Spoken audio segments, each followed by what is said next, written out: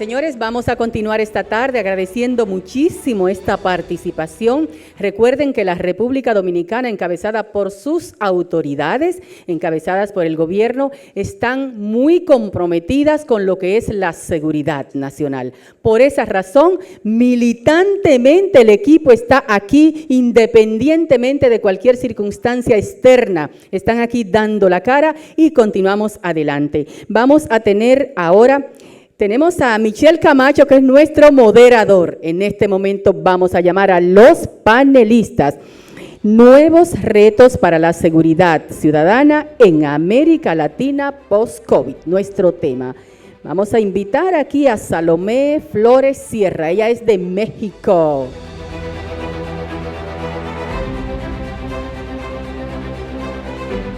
De República Dominicana, Daniel Pou. Patricio Tudela Poblete, de Chile. Queremos agradecer la invitación para participar en este evento y, por supuesto, permitirnos estar rodeados de nuestros copanelistas, Salomé, el profesor Patricio, el señor Daniel Pou también. Bueno, es muy sencilla la metodología. De mi parte será dar una pequeña introducción que contextualice la conversación que vamos a tener. A seguidas le pasaré la palabra a la señora Salomé, luego el señor Daniel, luego el profesor Tudela, quienes harán una presentación de unos 15 minutos con relación al tema que nos compete. A seguidas, o mientras vayan los panelistas exponiendo sus temas, pues les invitamos a que a través del mecanismo que ya les fue presentado, vayan haciendo sus preguntas. Ya me encargaré yo de ir monitoreando que vayan llegando para oportunamente también transmitir la pregunta a los panelistas. Bueno, este panel se titula Los retos de la seguridad ciudadana en América Latina post-COVID. Y yo creo que, en primer lugar, decir, ¿no? Nadie se imaginó en el mundo lo que iba a implicar aquella noticia del 1 de diciembre del 2019 y lo que iba a significar para nuestras vidas, para las políticas públicas, cuando se documentó el primer caso oficial.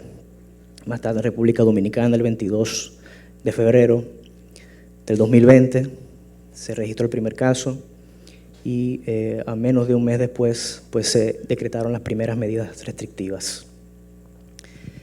El impacto ha sido documentado en términos económicos y sociales ya por distintos organismos internacionales.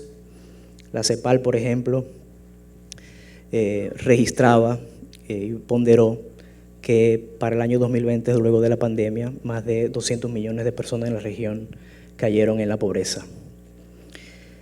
Números que no habían sido registrados por décadas. De ese universo de personas, 78 millones correspondían a pobreza extrema, casi 10 millones con relación al año anterior de la pandemia. El Banco de Desarrollo Latinoamericano también ha expresado diciendo el impacto que ha tenido esto desde el punto de vista de la inversión en el capital humano, sobre todo en la niñez y la adolescencia, debido a que las familias sufrieron un impacto importante en su nivel de ingresos, debido a que los sistemas de atención primaria vieron mermadas las inversiones y los servicios de salud de atención primaria y producto de que la educación tuvo que migrar a formas que, si bien eran necesarias en estos contextos, pues no eran las idóneas. No estaban preparados los países para migrar rápidamente los currículums y las técnicas pedagógicas hacia metodologías virtuales. Y todo esto, evidentemente, que era más agudo en aquella población más vulnerable, sin acceso a esas condiciones mínimas para poder migrar. Evidentemente que la niñez y la juventud fueron grandes afectados. Por lo mismo también, en cuanto al mercado laboral, altas tasas de desempleo, principalmente notables en el caso de las mujeres, quienes tuvieron que verse, digamos, al frente del cuidado de la familia. Evidentemente que todo esto tiene, desde el punto de vista criminológico, una relación por los factores de riesgo que se ven exacerbados por estas causas, digamos, que incrementan la vulnerabilidad de estas poblaciones y los factores de riesgo determinantes de las conductas criminales. No es de extrañar quizá que en muchos países de la región se han reportado incrementos importantes o preocupantes en los distintos índices de la criminalidad, por un lado, en las, digamos, encuestas de victimización también, y en las mediciones sobre la legitimidad que tiene el sistema de justicia penal y las fuerzas del orden para los ciudadanos, como el profesor Hugo Fruling mencionaba anteriormente. Sin embargo, hay que decir también que el mundo post-COVID no es totalmente nuevo. Si acaso hay tal cosa como un mundo post-COVID, no sabemos si es una década post-COVID o una época post-COVID, ya los historiadores nos dirán. Pero lo que también podemos afirmar es que no todo es nuevo y que este gran evento que sacudió el mundo también exacerbó ya debilidades preexistentes que evidentemente generan un condicionamiento adverso para la aplicación de políticas tan complejas como las políticas de seguridad ciudadana. Es por eso que los retos son grandes, son importantes, y yo diría que si quisiéramos en una frase muy sencilla entender cuáles son esos retos, por lo menos de mi parte diría yo sería cómo hacer políticas públicas de seguridad ciudadana en un contexto adverso con información limitada. Son problemas estructurales, pero tenemos demandas de corto plazo. Los ciudadanos esperan, no van a esperar la reforma policial, los ciudadanos no van a esperar la resolución y no deben de hacerlo de estos problemas estructurales, sino que sobre la marcha se deben idear políticas públicas de seguridad ciudadana basadas en datos, que se adopten evidencias de lo que funciona y de lo que no funciona y evidentemente rendir resultados y rendir cuentas a la sociedad. Pues dentro de ese contexto es que tenemos este magnífico panel para presentar una visión regional, pero también local de la situación. Y cedemos inmediatamente la palabra a la señora Salomé. Muchísimas gracias. Me voy a levantar porque de por sí es un poco complicado tener que presentar después de comer. Y además tengo que decir que es particularmente complicado para mí porque me tocó viajar toda la noche y llegamos casi derechito aquí a la conferencia, pero con mucho entusiasmo. Primero que nada, pues saludarles, agradecer la invitación a Finjus, al Ministerio. Es un honor y un gusto estar aquí en Santo Domingo. Siempre que llega uno se siente en casa.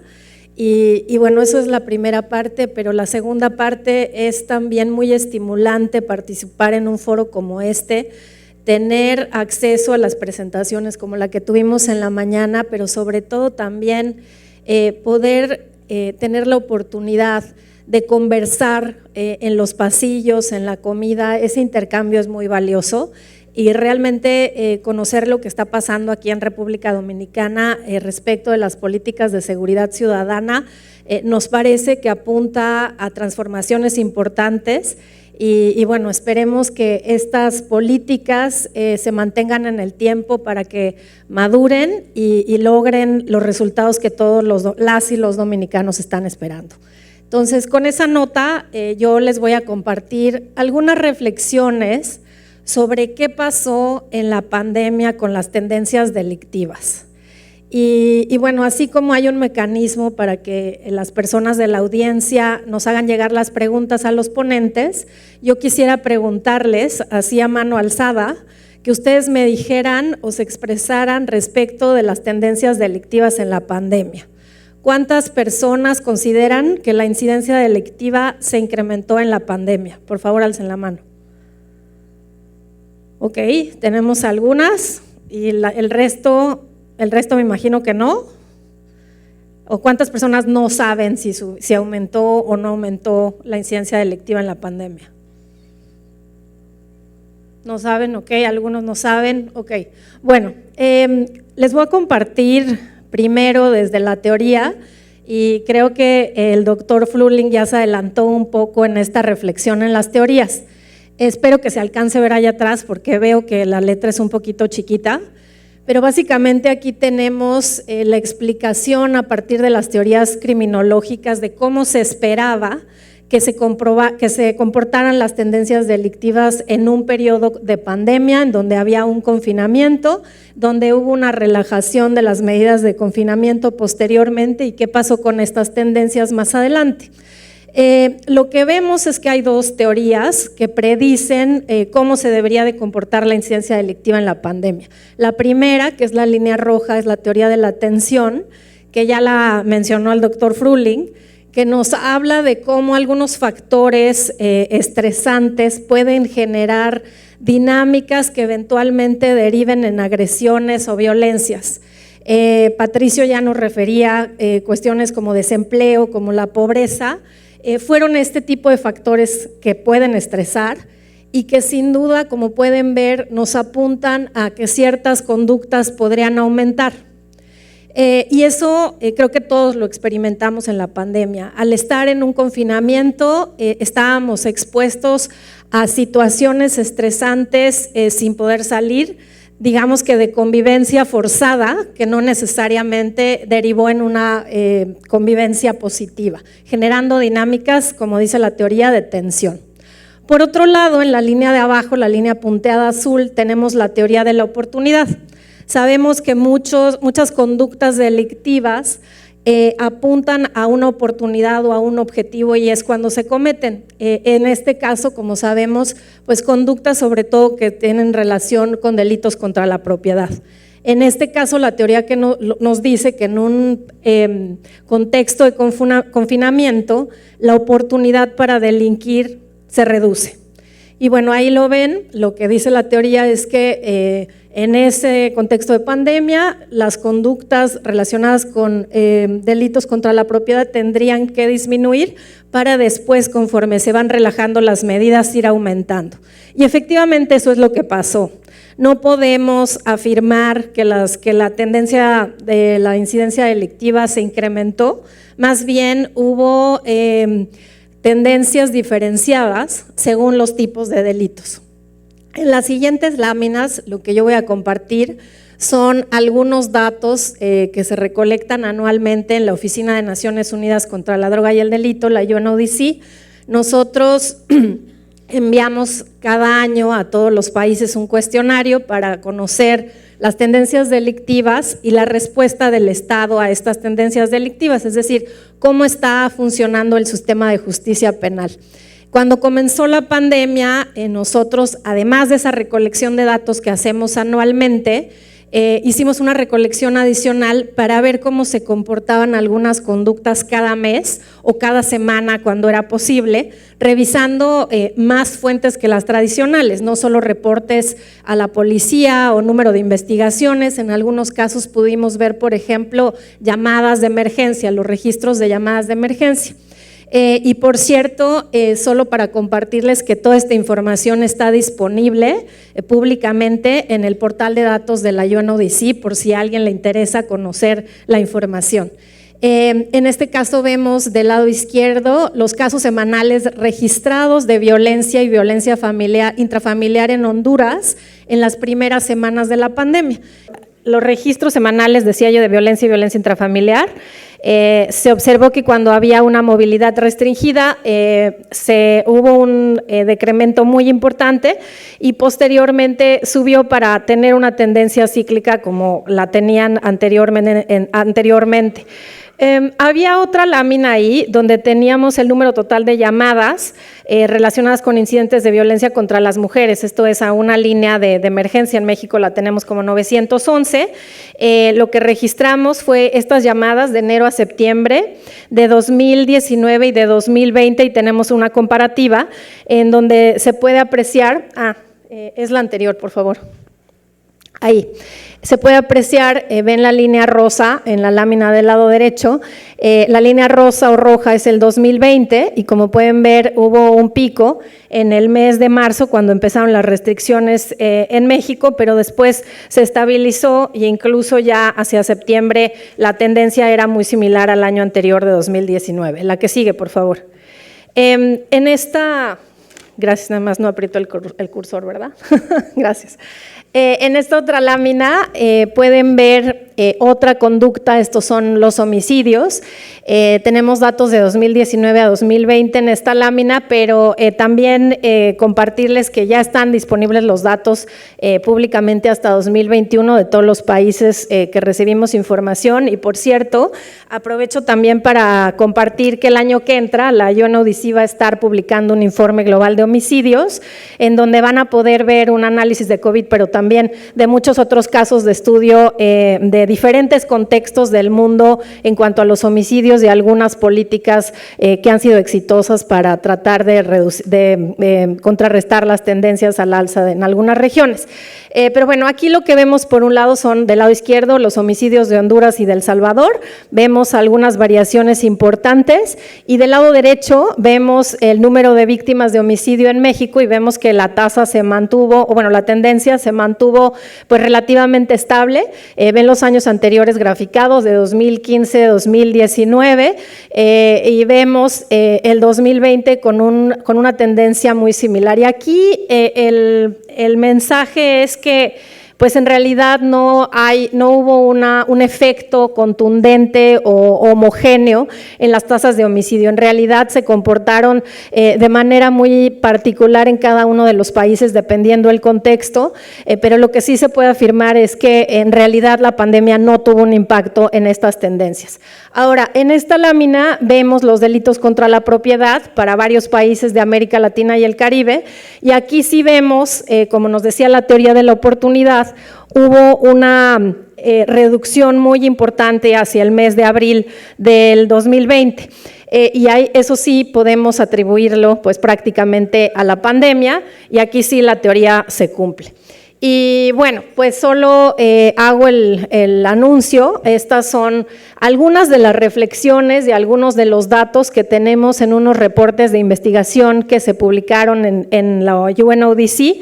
Uno que tiene que ver con el efecto de la pandemia en el homicidio y los delitos contra la propiedad, y otro que tiene que ver más con la violencia contra las mujeres. Están disponibles, estos no son los únicos reportes que hay algunos otros en español y bueno, los invitamos a consultarlos.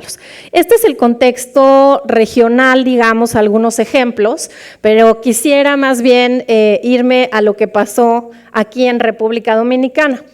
Tenemos, por ejemplo, de acuerdo a los datos de la Procuraduría General de la República, que también se notó una variación importante en el año de la pandemia en 2020. Esta es la tasa de actos delictivos por cada 100,000 habitantes.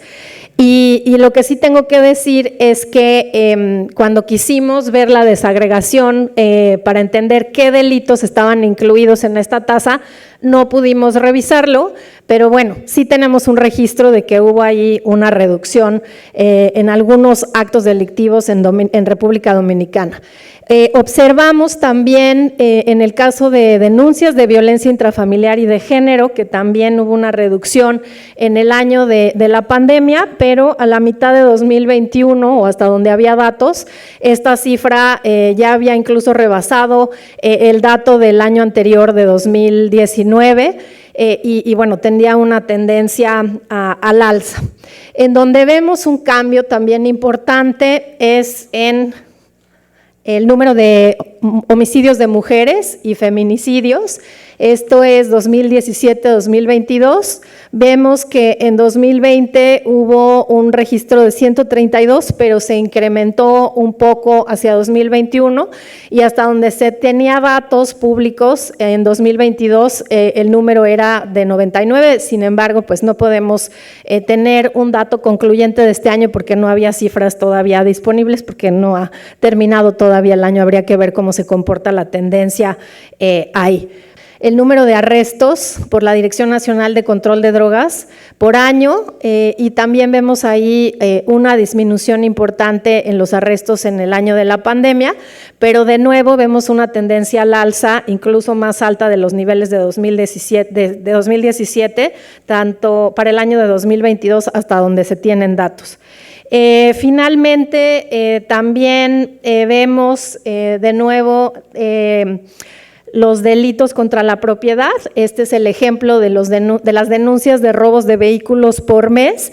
Y aquí sí vemos una tendencia a la baja. Que bueno, tendríamos que ver el dato de 2022 para ver si se mantuvo. Entonces, pues aquí lo que podemos concluir, como ya lo había dicho al principio, es que la pandemia tuvo un impacto diferenciado.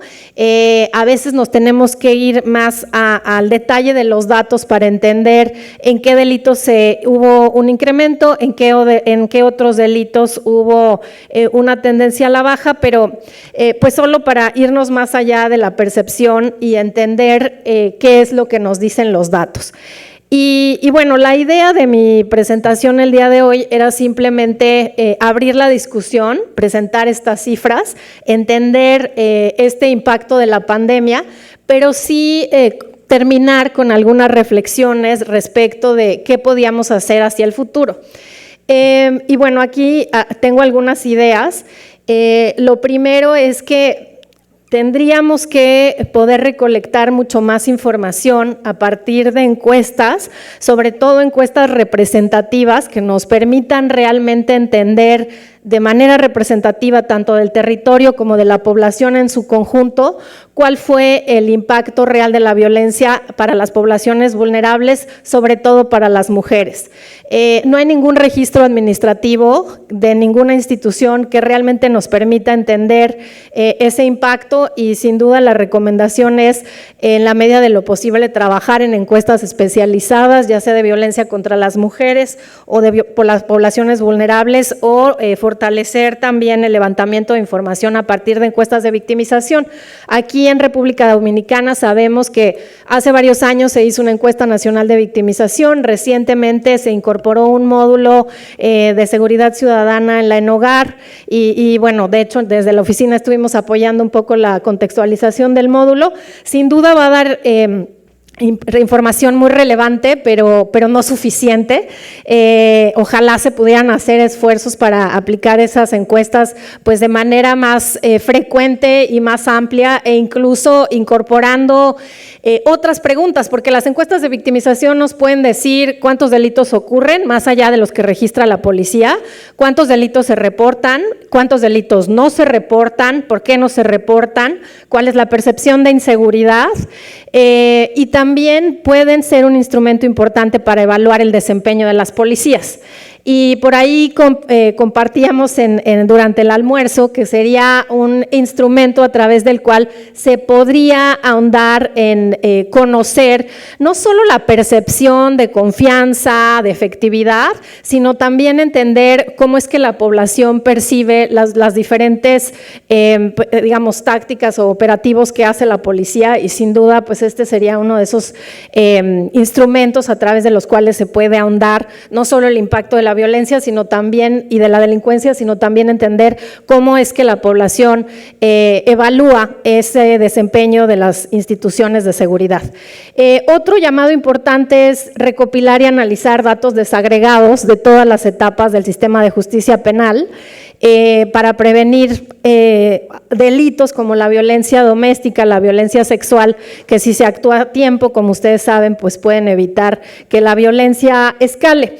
Y aquí lo que nos encontramos, digo, nosotros en la UNODC estamos ocupados todos los días con esto de la mejora de la información y nos encontramos con que en la mayoría de los países se publican pues datos agregados y muy difícilmente, y a veces es hasta increíble, pero no hay información por sexo, no hay información, digo, si lo vemos en el caso de homicidios, que es el dato que está disponible casi en todos los países. Cuando tenemos suerte tenemos el sexo, pero no tenemos la relación entre la víctima y el victimario, no tenemos el arma que se utilizó para privar de la muerte a la víctima, no tenemos más información del contexto y no podemos pensar en generar mejores políticas si no tenemos datos desagregados. Entonces aquí la invitación es a reforzar esfuerzos para tener más información más desagregada y claro, con una prudencia de que no necesariamente tener muchos datos es mejor, porque no todos los datos los vamos a utilizar,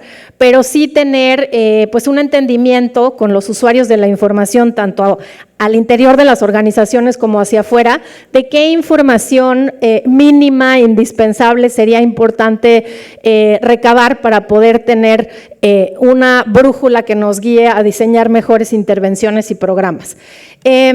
Recopilar y analizar datos desagregados de otros tipos de delitos para conocer a qué actividades o sectores migró la criminalidad. Y bueno, ahí tenemos fraudes, ciberdelincuencia, corrupción, que a lo mejor pues son delitos más complicados, pero que también, por lo menos durante la pandemia, en algunos países en los que se recolecta información sobre esto, vimos cómo se fueron incrementando los registros de delitos de este tipo. Finalmente, también considerar el monitoreo de delitos a través de otras fuentes que tradicionalmente no se exploran.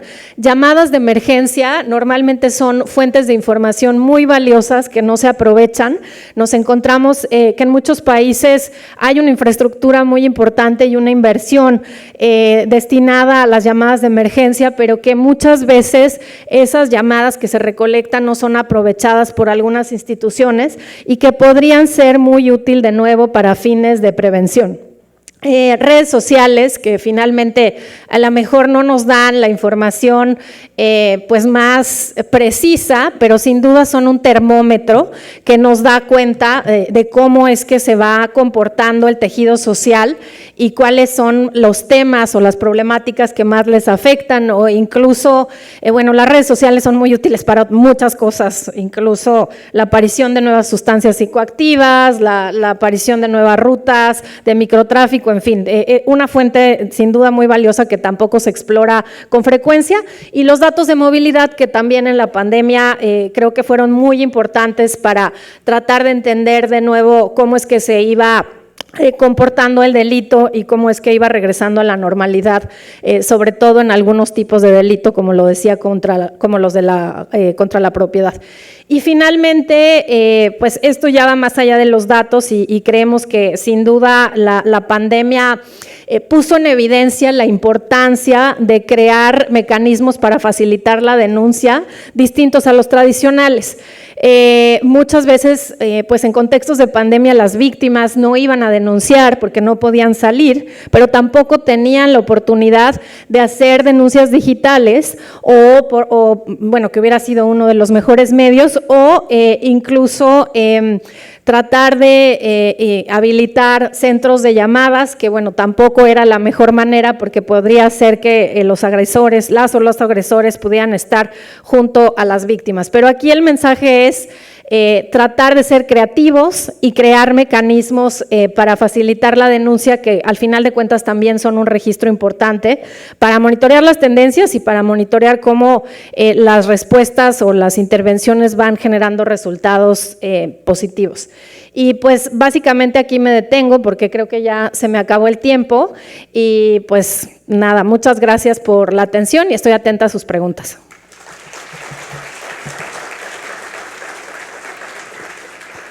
Muchas gracias, Salomé. Por favor, sigan enviando sus preguntas para la parte final. Me corresponde presentarles ahora al señor Daniel Enrique Pousuaso, quien es el actual director del Centro de Análisis de Datos de la Seguridad Ciudadana del Ministerio de Interior y Policía. Bueno, a mí esta tarde, para no sobreabundar mucho sobre temas que sé que se van a ser abordados por ya la colega que me antecedió, hizo una mirada, podríamos decir, bastante amplia sobre la región. Yo voy a irme un poquito más a República Dominicana, apenas contamos con 15 minutos. Hay que decir que lo que hoy es el CATCESI fue el Observatorio Ciudadano que se implementó en el Ministerio de Interior y Policía, y en noviembre pasado, mediante un decreto emitido por el señor Presidente de la República, se convirtió en el Centro de Análisis de la Seguridad Ciudadana del Ministerio de Interior y Policía, con nuevos enfoques misionales, sobre todo para servir de apoyo en la recopilación de informaciones secuenciadas para poder dar soporte y eficientizar las políticas públicas. O sea que también tenemos dentro de nuestras responsabilidades, es un equipo que trabaja, no es una persona, es un equipo donde hay demógrafos, ingenieros de sistemas, estadígrafos, etcétera, etcétera, para hacer las recomendaciones pertinentes en los temas de políticas públicas. Miren, me empezaron por el final, pero está bien, vámonos por ahí. Miren, en República Dominicana nunca ha habido una gran tradición de cifras. Cifras sobre temas de violencia y criminalidad se empezaron a gestar por allá por el año 1998.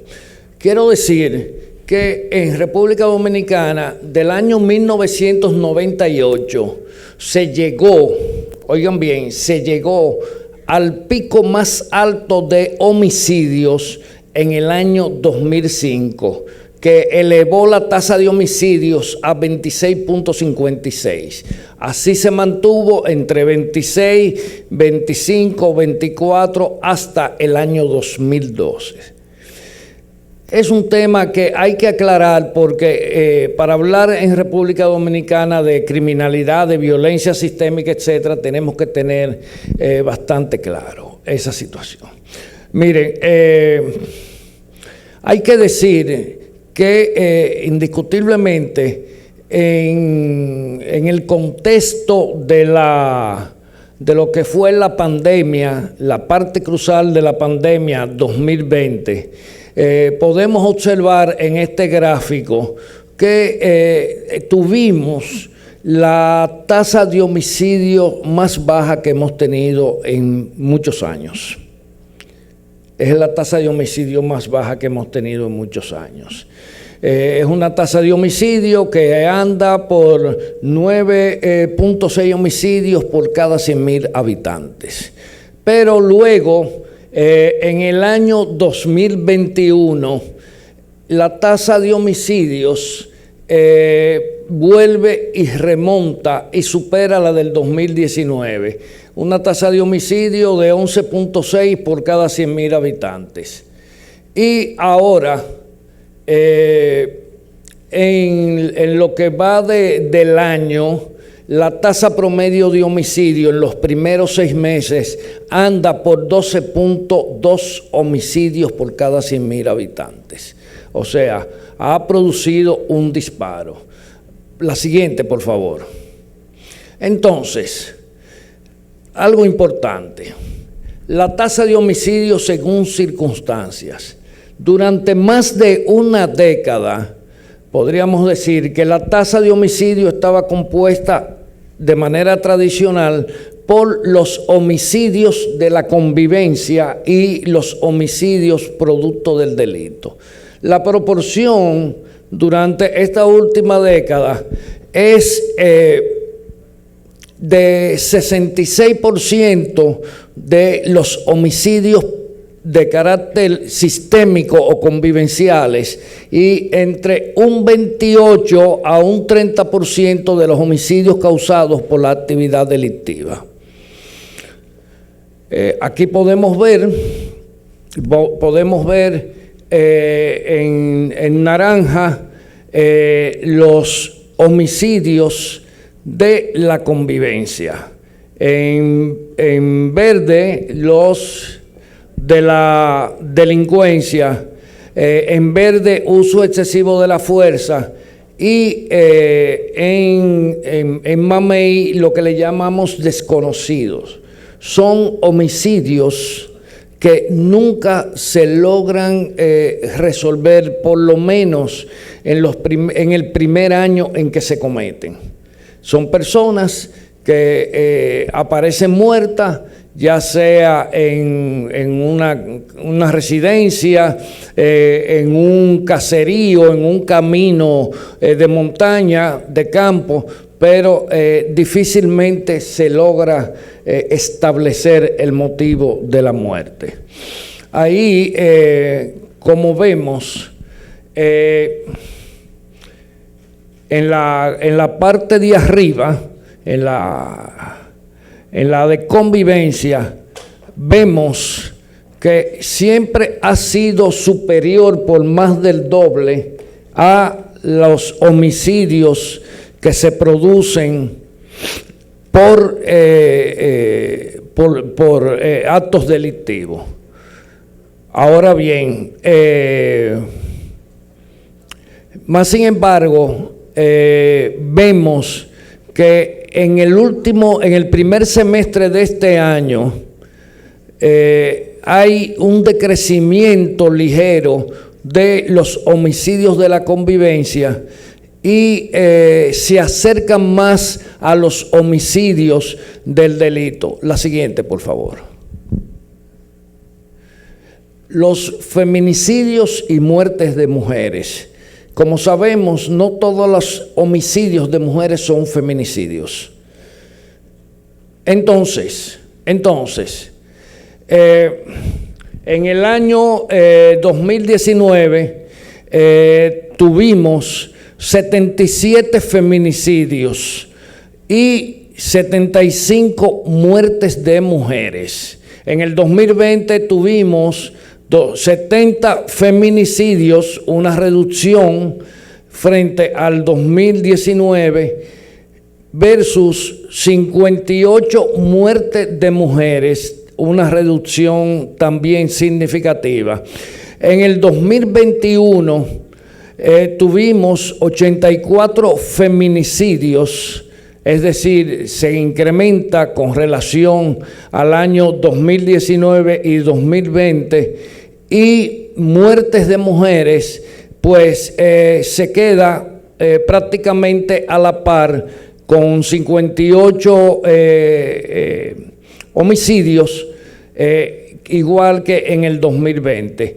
Pero en lo que va de enero a junio del 2020, el número de muertes de mujeres ya se aproxima en apenas un semestre a lo que fueron las cifras del año 2020 y 2021. Pero de acuerdo a las proyecciones es muy difícil que alcance a la del 2019. Esto no quiere decir que el efecto pandemia realmente no ha tenido el gran impacto en lo que se refiere a los feminicidios y muertes de mujeres. La próxima, heridos por armas de fuego. Los heridos por armas de fuego. Bueno, aquí vemos que el 2019 tuvimos 2.180 heridos por armas de fuego. Yo lo tengo segregados entre hombres y mujeres, pero no tengo la gráfica por un problemita técnico. En el 2020 tuvimos 2.243 heridos por armas de fuego. Y en el 2021 tuvimos 2.688. Y en lo que va de enero a junio de 2022, entonces tenemos 1.191. La próxima gráfica, por favor. Ajá. Entonces, aquí tenemos los heridos por arma de fuego según circunstancias. Siempre es importante contextualizar las circunstancias. Nosotros de cada caso tenemos una ficha. Lo que pasa está que nosotros tenemos unos mapas de Power BI que nos pueden servir toda la información, pero no son exhibibles en método PowerPoint porque es un sistema bastante complicado. Pero usted con un mapa puede tener varios años con homicidios, con todos los tipos de delitos y resultan muy prácticos. La tendencia de heridos según circunstancias. De la convivencia, la tendencia de heridos de la convivencia hasta el inicio del año 2021 se ha superado a la tendencia de heridos por el delito hasta el año más o menos anterior, al trimestre anterior al 2021. Aquí lo podemos ver, la línea naranja, Pero luego, en el 2021, los heridos por actividades delictivas ya empiezan a superar. ¿Y por qué llamó la atención en esto? Porque rompe un patrón de comportamiento que se había mantenido por más de una década. O sea, ahora tenemos más heridos por actividades delictivas que por situaciones convivenciales o violencia sistémica. Este es un punto que llama mucho la atención, y llama mucho la atención por un caso muy particular. Es que esa misma tendencia se podría trasladar a los homicidios. Y esto es importante. De enero tenemos de circunstancias desconocidas cifras que, si bien no son cifras, podríamos decir, pequeñas, pero son importantes, pero se encuentran por debajo de las cifras de heridos por armas de fuego en términos de circunstancias de violencia sistémica y de violencia delictiva. La preocupación que tenemos es que, de acuerdo a proyecciones que hemos realizado, los heridos por actividades delictivas en lo que va de enero a junio del año 2022 tiende a ser mucho mayor que los heridos por convivencia. Y eso es una tendencia que llama la atención y resulta bastante preocupante. La siguiente, por favor. Las muertes por accidente de tránsito in situ. Estas son cifras que han tenido un comportamiento zigzagueante, pero definitivamente del 2019 a la fecha han ido disminuyendo de manera significativa. Aunque la última cifra que tenemos es el semestre enero-junio del 2022, al parecer el año 2022 va a tener un comportamiento un poco más halagüeño que el año 2021, porque de acuerdo a las proyecciones se han ido mejorando las cifras de fallecidos in situ por accidentes de tránsito. La siguiente, por favor. Los suicidios. En República Dominicana, la conducta de suicidios desde el año 2019 ha sido una conducta que tuvo un pico en la etapa ya del COVID, cuando la pandemia del COVID se encontraba en su máximo apogeo. En el 2020 tuvimos 597, en el 2021 tuvimos 570 suicidios. Para el 2022 se proyecta que tendremos una cifra muy inferior a la del 2021, de acuerdo a los últimos números que hemos ido recopilando, que no los pude traer, porque nosotros tomamos las fuentes: Policía Nacional, Procuraduría General de la República, Instituto Nacional de Ciencias Forenses, Salud Pública.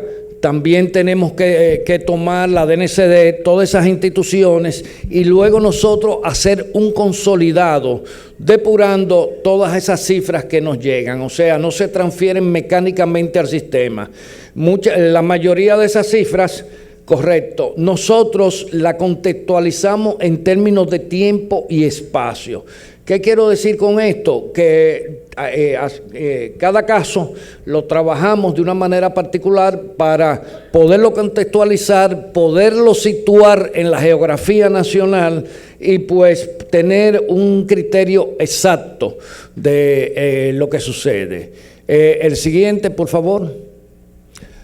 Las gracias. Hay otro paquete, pero que nos brinda, es una visión de Power BI, Parece que a los compañeros no lo montaron. Es una visión de Power BI mucho más amplia y que ofrece una gran cantidad de indicadores interesantes para usted poder contextualizar cada caso.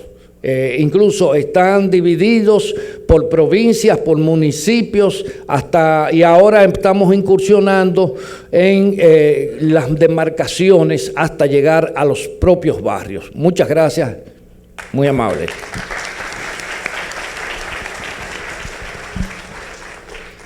Bueno, muchas gracias al señor Pou.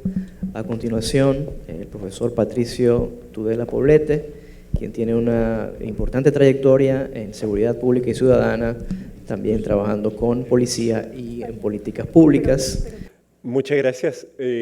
Muy buenas tardes. Me sumo a las palabras de gratitud, señor ministro, USAID y todas las organizaciones que están detrás de este evento. Cuando me invitaron a participar, hice una pregunta. ¿Cómo es posible que se pueda destinar tantos recursos para traernos desde distintos países para hablar 15 minutos? Y planteé que esperaba poder persuadirlos a ustedes en que en 15 minutos de algunos retos y algunos desafíos, pero al mismo tiempo quiero decir que es muy difícil hablar de solución a los problemas o de eventuales recetas cuando no estamos totalmente de acuerdo de cuál es el problema. ¿Ya? Lo que yo voy a compartir con ustedes son reflexiones muy prácticas a partir de observar y monitorear tendencias de la criminalidad, tendencias de la inseguridad, tendencias en materia de victimización, pero también tendencias en lo que es el comportamiento de los servidores públicos, la policía, los sistemas de emergencia y seguridad. Porque cuando se nos plantea la interrogante de cuáles son los nuevos retos, particularmente me atrevería a decir que en realidad los retos no son muy distintos a los retos que teníamos antes de la pandemia. Y que en realidad tendríamos que reconocer que no lo estábamos haciendo muy bien. Y frente a eso se nos agrega entonces el que la pandemia genera un escenario de inseguridad, genera escenarios distintos en materia de patrones de actividad criminal, pero también genera un escenario muy diferente en la naturaleza de las respuestas de las instituciones. Y hago esta distinción entre inseguridad, criminalidad, ¿ya? Porque en definitiva no estamos hablando exactamente de lo mismo. Las cifras que ustedes han visto, yo no las puedo contrariar, pero sí me puedo hacer una pregunta de fondo. No podemos cambiar, ni gestionar, ni obtener mejores resultados si seguimos mirando lo mismo. Si seguimos teniendo las mismas herramientas de seguimiento, si seguimos midiendo lo mismo y no ponemos atención en algo que yo llevo quizás 10, 15 años hablando, haciendo una invitación a los tomadores de decisiones, a los directivos de las policías, a las universidades y a todos nosotros, atrevernos a hablar un poco de ese lado oscuro de la luna. Donde nosotros estemos parados, indudablemente siempre vamos a estar viendo lo mismo. La invitación que yo hago es a cambiar no solo el enfoque, sino que el entendimiento del desafío. Voy a entonces partir con una afirmación que puede ser polémica. En realidad reconocer que no lo estábamos haciendo muy bien y que a eso se agrega algo que es muy importante. Intentar hacerlo mejor que antes, pero la conclusión más evidente es que no vamos a tener resultados diferentes si seguimos haciendo más de lo mismo.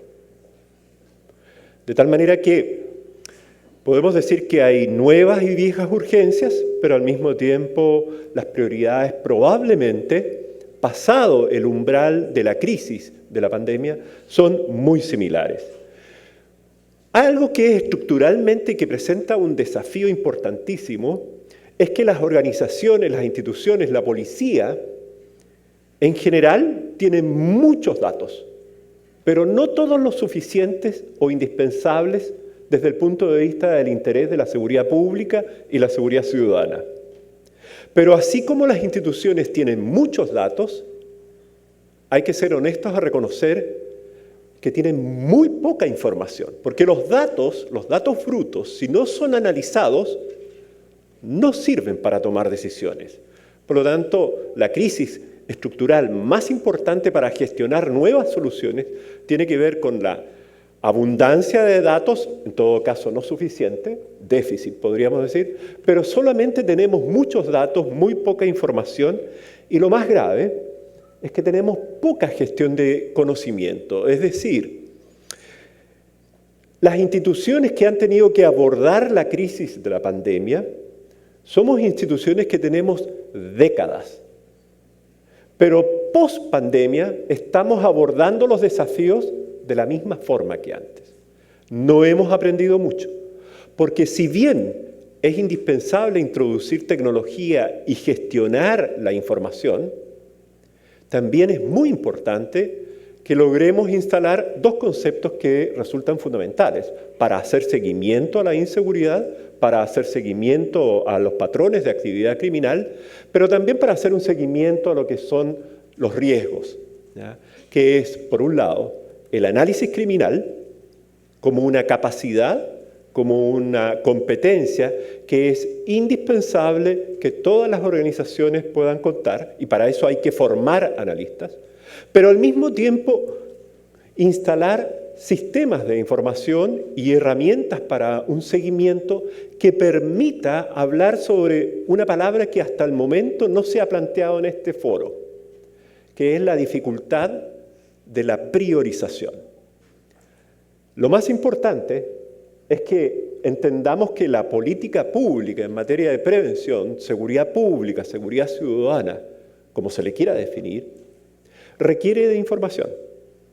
Pero con la información, luego de estar analizada, se produce un fenómeno que es muy importante, que es la necesidad de comunicar bien y al mismo tiempo apoyar la toma de decisiones. Pero ¿quién establece las prioridades? ¿Con qué información? La experiencia en Chile nos indica que con la pandemia el porcentaje de personas que han sido víctimas se reduce. Al menos la última encuesta de ENUSC para el año 2021 indica que la cifra de no reporte sigue aumentando. Orgullosamente decíamos hace 5, 6, 7 años atrás que la cifra de no reporte en Chile era de un 50%. Hoy, la cifra de no reporte en Chile es de un 35%. Es decir, la policía, que es la que está en la línea, en la primera línea, solo se entera de 35 de 100 casos de incidentes de victimización por delito. También pudimos observar que la violencia contra la mujer, la violencia doméstica, la violencia de género, la violencia intrafamiliar, cualquiera de las etiquetas que ustedes quieran elegir, aumentó. También podemos observar que como secuela quizás de la pandemia, digo quizás no porque esté en contra, sino que porque hay ciertas teorías, ciertas miradas que se presumen válidas. En nuestro país, la violencia homicidia, los homicidios, la violencia letal por empleo de armas de fuego ha crecido significativamente.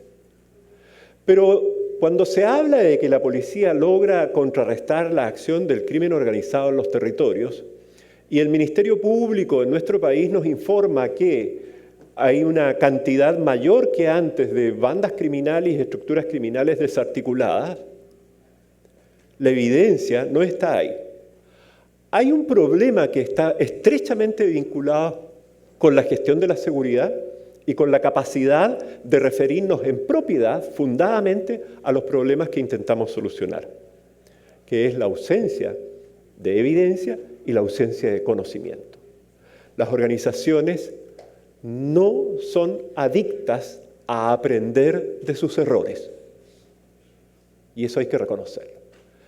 En algún momento nos toca escuchar afirmaciones que uno podría hacerse sin duda la pregunta: si hay tanto éxito, si lo estamos haciendo bien, ¿por qué las cifras no nos acompañan? Tenemos que distinguir entre síntomas, sintomatología y enfermedad. Un médico que se encarga de abordar la temperatura, la fiebre, no es un buen médico. Un médico que no es capaz de vincular la fiebre, la inseguridad, con el problema crónico que tiene el paciente, la verdad es que no contribuye significativamente, no cumple bien su tarea. Los problemas que nosotros estamos enfrentando post-pandemia son problemas crónicos que ya se presentaban antes. Se han agudizado, se han complejizado, sin duda. Hemos transitado de abordar la seguridad desde la perspectiva del principal causante de inseguridad, que es el crimen y las violencias, hacia una problemática que tiene que ver con la relación entre el Estado y los ciudadanos, que es la percepción de riesgo y la percepción de incertidumbre. Hoy día, cuando hablamos de seguridad ciudadana, el objeto de la inseguridad no es solo el delito, es también el desempeño de las instituciones y las decisiones que se van tomando para que las personas, los ciudadanos, los vecinos, las víctimas, se sientan protegidos y acompañados. Y si uno se hace la pregunta, ¿quién es el responsable de esto? Indudablemente no se diluye entre todas las instituciones, sino que es el Estado y sus instituciones. Y desde ese punto de vista, entonces, uno de los problemas fundamentales, crónicos que se nos presentan, se llama interoperabilidad, articulación y, por sobre todas las cosas, un valor que es fundamental en la gestión de una política pública: demostración de efectividad. Yo hablo de eficiencia, hablo de eficacia, pero pongo mucho valor en la efectividad, que es el ejercicio de demostrar los resultados comprometidos en un esfuerzo público de esta naturaleza. Vamos a la siguiente. Por ejemplo, esta lámina es una lámina que yo la empleo desde hace varios años. El nivel de conocimiento que tenemos respecto de los problemas en los territorios es totalmente limitado. Cuando hemos sostenido que después de la pandemia la policía es más ciega que antes, lo decimos porque las personas están denunciando menos que antes. Cuando decimos que los patrones de actividad criminal han mutado en las 5 formas que suele cambiar, ya sea de blanco, de horario, de modalidad, pues bien, la policía sigue analizando el comportamiento criminal con los mismos parámetros y con los mismos déficits de información que antes. La pregunta no es hoy día dónde, cuándo y qué, que son preguntas que uno puede responder a través de mapas digitales, muy bonitos, muy sencillos de hacer. Las preguntas verdaderas son cómo, por qué y cuál es el resultado de las intervenciones. Y sobre eso, poco podemos decir sobre cuál es el impacto de las intervenciones antes de la pandemia, durante la pandemia y post-pandemia, porque presumimos incluso que los fenómenos, los desafíos o los retos fuesen similares cuando no lo son. Vamos a la siguiente. La pandemia ¿altera las prioridades? Sí, las altera, no de manera definitiva. En la mayoría de los países, la criminalidad se ha vuelto a transformar en la primera prioridad. El crimen vuelve a retomar su rol de ser el principal factor de inseguridad. La inquietud de las personas pasa por la probabilidad de ser víctimas, no solo por la probabilidad de contagiarme, lo cual es verdadera y ocurre, a partir incluso de las 2 últimas cepas que hemos conocido en los últimos 5 días. Por lo tanto, tenemos un problema de gobierno y de gobernanza de la seguridad. Esto significa de interoperabilidad, de articulación, pero por sobre todas las cosas, que las comunicaciones y la información fluyan oportunamente hasta los territorios. De nada sirve tener enormes bases de datos a nivel central cuando los operadores, los policías que están en la primera línea en los territorios, siguen recibiendo la misma información de antes sin mayores desagregados o sin mayores oportunidades de poder abordar los contextos. Creo que una de las dificultades más importantes es cuando cometemos el error de suponer que los problemas de inseguridad son los mismos en todas partes. El isomorfismo. Muchas veces se trabaja más por intuición, muchas veces las instituciones no son adictas a tener más información, porque si tienen más información se salen de su área de confort. Yo le comentaba aquí a Michelle que uno de los problemas más graves que tenemos es un problema casi invisibilizado, silencioso y estructural. Y lo voy a decir de la siguiente manera. ¿Saben ustedes que la mayoría de las personas que están tomando decisiones hoy respecto de la prevención, respecto de la seguridad ciudadana, son personas que se han entrenado y formado hace 15, 20 o 25 años atrás? La pregunta para mí es si hay oportunidad de actualización. Como ya me han indicado que hay una dificultad de tiempo, porque el tiempo es uno de los recursos más importantes, quiero irme a este planteamiento. ¿Ya? ¿Los diagnósticos son tan distintos? Realmente es muy probable que sí, pero la vigencia de los diagnósticos también están sujetos a un problema de actualización de los datos y cuáles son los datos que nos interesan. Segunda consideración, creo que una de las dificultades más importantes tiene que ver en que no ponemos suficiente atención en el cómo estamos abordando y qué es lo que estamos haciendo. Y eso significa no recolectar más datos, no significa dejar de recolectar datos, pero sí atreverse a mirar, poner atención en ese lado oscuro de la luna. Conocimiento, aprendizaje organizacional. Creo que uno de los desafíos más fuertes que se nos ha presentado desde antes de la pandemia tiene que ver con la inteligencia organizacional. Tiene que ver con la capacidad de la organización de aprender y de identificar esos aciertos, pero también aprender de los errores. No somos instituciones perfectas. No somos tomadores de decisiones perfectos. Tenemos una serie de deficiencias, tenemos una serie de limitaciones. Desde ese punto de vista, ¿ya?, información útil y conocimiento práctico se transforman en esos retos que estaban ya desde antes, pero que hoy día son urgentes. ¿Por qué? Porque el riesgo de continuar haciendo más de lo mismo es muy alto. Para eso necesitamos analistas criminales, para eso necesitamos apalancar, apoyar la toma de decisiones en base a evidencia científica. Es muy importante el lugar donde estamos, la academia. Pero no puede ser un espacio de conocimiento no compartido, una élite. Aquí estamos en esta sala, una élite, mientras la víctima, el vecino, la persona afectada, que demanda protección de la policía, del gobierno y de los demás servicios de salud y de seguridad pública, ¿ya?, están afuera. Concluyo con algo.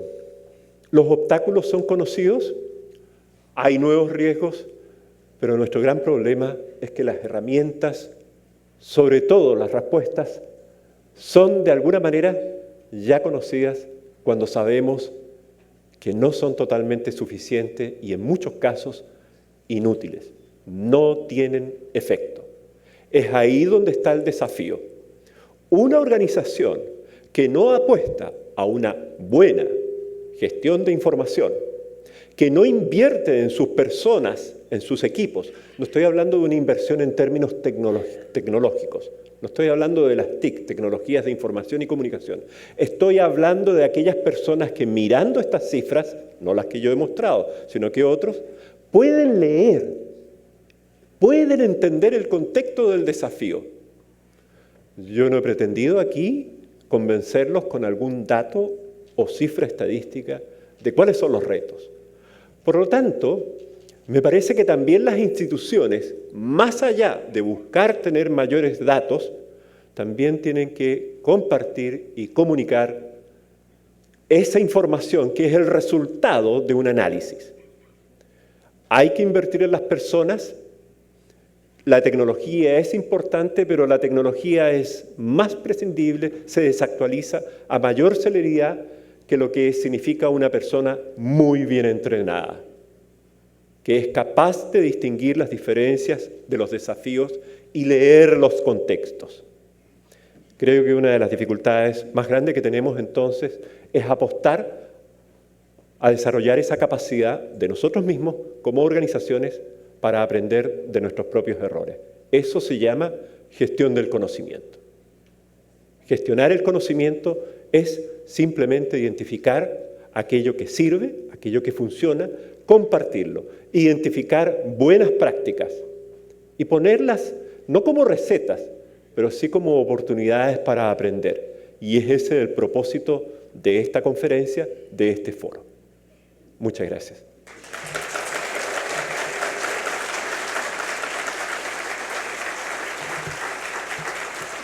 Muchas gracias, profesor Patricio Tudela.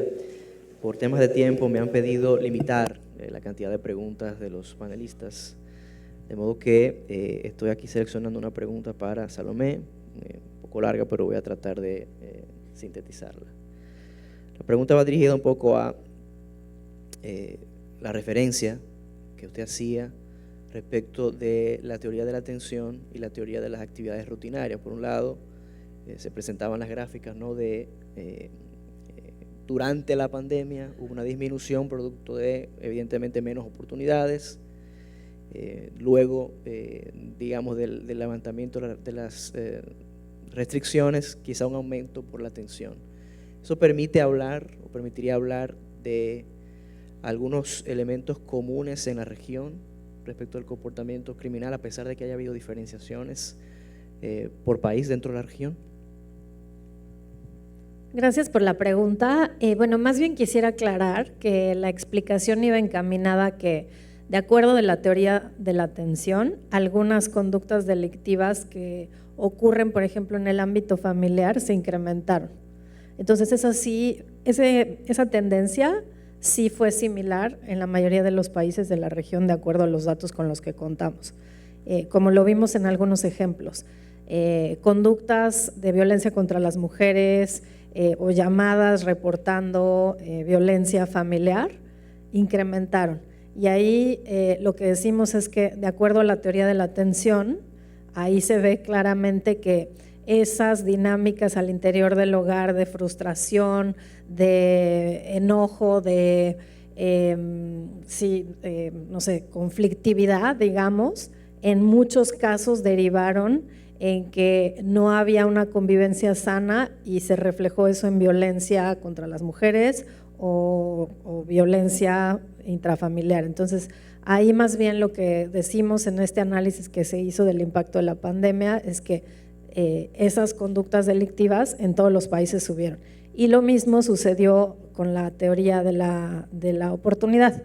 En aquellos delitos que ocurren, por ejemplo, en el ámbito público, no sé, en centros de transportación, en centros comerciales, por ejemplo, calles solitarias y sin poca luz, en donde hay oportunidades de cometer delitos contra la propiedad, observamos que hubo una tendencia a la baja, porque las personas estaban encerradas y no existía esa oportunidad para que los delincuentes pues tuvieran una víctima para hacer un robo en transporte público o un robo en la vía pública o un robo de automóvil. Entonces, esas dos tendencias fueron muy claras en la mayoría de los países de la región, menos en el homicidio, que es donde se demostró que la tendencia era volátil. En algunos países durante la pandemia se subió, en otros la tendencia se mantuvo, en otros bajó, pero en realidad en el homicidio no fue concluyente y se tendría que hacer pues un análisis como el que viene en el informe global de homicidios que se va a publicar el año que entra. Pospandemia, lo que vimos, y como se veía también en esa gráfica, la tendencia es que esas tasas de incidencia delictiva vuelven a las tasas previas, o sea, prepandemia. O sea, regresa a la normalidad. Aunque, como lo refería también en una de esas gráficas, en una de las láminas, creo que al final, vimos nuevas conductas delictivas. No en todos los países se documentó, pero en muchos países se comenzó a medir cuál fue el impacto del uso de tecnologías de la información, que fue mucho más intensivo en los meses de pandemia, sobre todo en zonas urbanas, donde bueno, se compró más por internet o se tomó clases por internet o se convivió más por internet de alguna manera, y eso generó pues otro tipo de conductas en el ámbito virtual.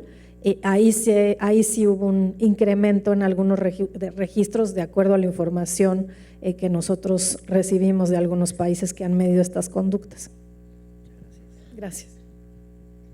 Pregunta para el señor Daniel Pou es básicamente ¿cómo entiende usted que va la tendencia al cierre del año 2022 respecto a los indicadores de criminalidad que maneja el Centro de Análisis de Datos?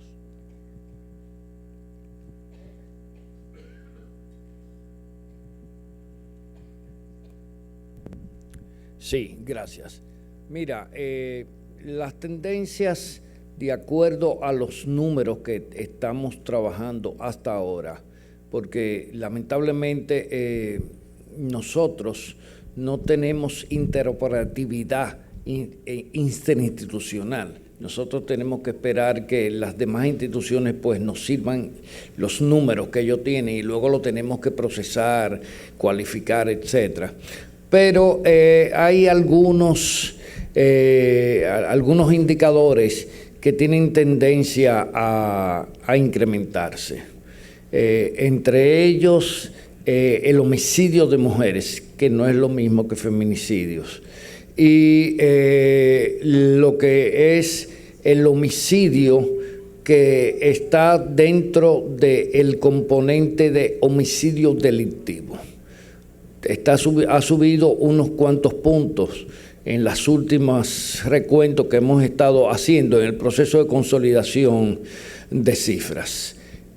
Hay algunos otros que han ido disminuyendo, robo de automotores y algunas otras actividades delictivas más. Pero siempre el tercer trimestre del año, siempre, de octubre, noviembre, diciembre, son cruciales y son las que marcan de manera significativa la tendencia del año. Todavía no hemos podido trabajar esas cifras. De acuerdo, muchas gracias. Para el profesor Tudela, la pregunta de varias que tenemos aquí.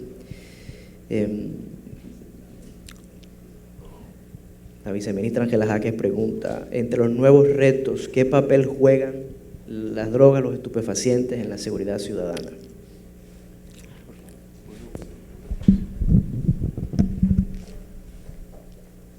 Hay viejos retos y nuevos retos. Un reto que es viejo es el tema de las drogas, y no porque sea viejo no es prioritario. Lo que es nuevo en materia de droga es cómo podemos trabajar de manera distinta. Porque si vamos a priorizar el tema de la droga, la gran pregunta es qué hemos aprendido respecto de las estrategias de prevención del consumo de drogas o la desarticulación de estructuras criminales que están en los territorios, en focos delictivos. Si hay algo nuevo allí, bueno, habrá que demostrarlo y ponerlo en práctica. Ahora, hay 3 términos, y pido disculpas a la audiencia. Algo aprendí de programación neurolingüística, así que hay 3 cosas ¿ya?, que me gustaría reiterar, ¿ya? Uno de ellos es que lo nuevo tendría que ser, si ponemos el contexto de las drogas, es cuál es ese mapa de riesgos, en el entendido que los riesgos hoy no son entendidos de la misma manera en un territorio u otro, o en una jefatura de policía, o en un observatorio, o una autoridad ministerial. Los mapas de riesgos son muy disímiles, ¿ya?, muy distintos, y no es que eso signifique que haya alguien equivocado, o que el diagnóstico esté mal hecho, sino que el gran desafío está en la construcción de esas prioridades y ese consenso. La segunda consideración entonces tiene que ver con el segundo término que me gustaría poner sobre la mesa, que es la capacidad consciente, intencionada, de las autoridades y de las instituciones para lo que es la reducción de brechas de capacidad efectiva en las organizaciones. Está muy bien y es importante trabajar el delito, la criminalidad, pero si hay algo que sí podemos priorizar y trabajar con mucha celeridad y dedicación, intencionadamente, es generar cambios en las estructuras y modelos de trabajo en las organizaciones. Y eso se llama trabajar para generar efectividad. De manera inversa, reducir brechas de capacidad efectiva. Y una última y tercera idea, pido disculpas por la extensión, pero a mí me gustaría hacer un reconocimiento a los funcionarios, a los miembros, a los elementos de los servicios de emergencia y seguridad del tipo 911, 112, 123. Hubo muchos de esos funcionarios que perdieron la vida. Hubo muchos policías que perdieron la vida durante la pandemia, no solo por efectos del COVID, sino que también entraron en procesos de burnout o en situaciones de estrés laboral que los han dejado incapacitados. Los muertos, los enfermos, los que han tenido que pasar a retiro, son personas que eran el capital de la organización. Y creo que es importante también trabajar desde esa perspectiva, no para hacer un reconocimiento, sino que también para construir con ellos una suerte de integración y de acercamiento a valorar el rol del servidor público. Creo que el servidor público es el que ha llevado la batalla en esta lucha contra el COVID. No solo los datos, y lo digo por nosotros mismos. ¿De acuerdo? Bueno, muchas gracias. Sí, mira, hay algo que a mí me tocó exponer algo muy plano, que fueron cifras, pero hay un tema que va más allá de las cifras, y ahí me voy a decantar por el tema del colega, porque yo últimamente he asistido como a 15 seminarios con este tema, y la data. Señores, pero la data es bidimensional. Si usted no trabaja la data en las 3 dimensiones, usted está perdido. Primero, está desaprovechando un recurso. Hay algo que es importante que hay que ver en la data. Usted no puede ir a buscar la manifestación epifenómeno de lo que se traduce en la data cuando usted no es capaz de llegar a la causalidad fenomenal. Y eso es un tema muy sencillo. O sea, usted no puede centrarse solo en las manifestaciones. Mira, por ejemplo, hay un tema que lo tuve yo conversando con la visita que tuvimos cuando estuvieron sus colegas del Centro de Excelencia allá en República Dominicana. Y es que todo el mundo va a buscar, bueno, el dinero del narcotráfico crea corrupción, pero el dinero del microtráfico aquí impacta en el embarazo de adolescentes. Yo he propuesto, y ahí está la viceministra sentada, que hemos hablado de ese tema, vamos a hablar del tema del embarazo de adolescentes y la conexión que tiene con el dinero del microtráfico en nuestros barrios. En nuestros barrios el microtráfico ha convertido en proveedores familiares a muchachos de 18, 19, 20 años. Y ya hay muchachos de esos que a los 22 años tienen 3 muchachas embarazadas. Entonces, ¿qué estamos haciendo nosotros? Viendo solamente pensando en el problema de la criminalización, cuando tenemos un impacto de dimensión social mucho más terrible. Porque a final de cuentas los banqueros cogen el dinero del narcotráfico y no les importa. Y lo prestan más para adelante y se hacen inversiones. Pero nosotros tenemos una legión de niñas pariendo niños en los barrios. ¿Qué vamos a hacer con esos niños si las madres no están educadas y ellos cada día se les aleja más la posibilidad de educarse? Entonces, yo creo que la data es muy buena, señores, pero no nos colguemos de la data. La data no da toda la respuesta. Yo siempre he dicho, a la data hay que entrarle por la puerta de atrás, porque lo de la puerta de adelante son las manifestaciones de los fenómenos. Bien, muchas gracias, señor Daniel. Lamentablemente por el tiempo, Salomé quiere decir algo y no quiero decirle que no, ya que vino de México a visitarnos, pero por favor le pido brevedad para poder concluir. Gracias. Es que comparto la reflexión. A mí también me pidieron dar algunas cifras y también me quedé un poco con la inquietud de comentar solamente 2 cosas. Una, que creo que solamente dimos datos de las tendencias delictivas, algunos indicadores que son los que normalmente llaman la atención, que nos dicen cuántos delitos estamos recolectando. Ahí ya tenemos una primera dificultad porque los registros administrativos son muy limitados. Se registra muy poca información, se denuncian muy pocos delitos.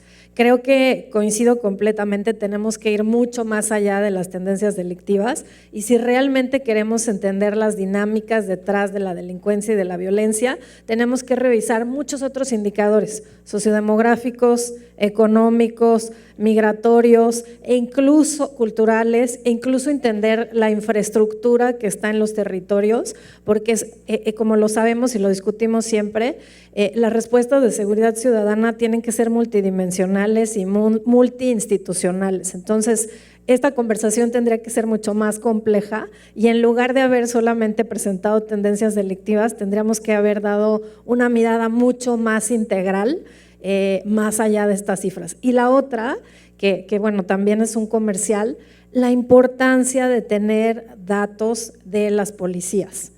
No solamente quedarnos en cuánto es el estado de fuerza, cuántos son mujeres, cuántos son hombres, cómo están capacitadas, cuáles son esas prestaciones que tienen, cuántas vacaciones tienen, cómo está su control mental, cómo está su estado de salud. Esa es información clave porque a veces hay mucho, y sabemos que aquí están haciendo un esfuerzo bien importante para fortalecer a las policías, pero tener información sobre ellos sistemática, ellas y ellos sistemáticamente es súper importante también para poder dotarles de esas capacidades de acercarse con la comunidad y reconstruir el tejido social, que es solamente el inicio de fortalecer la seguridad ciudadana en el territorio. Gracias.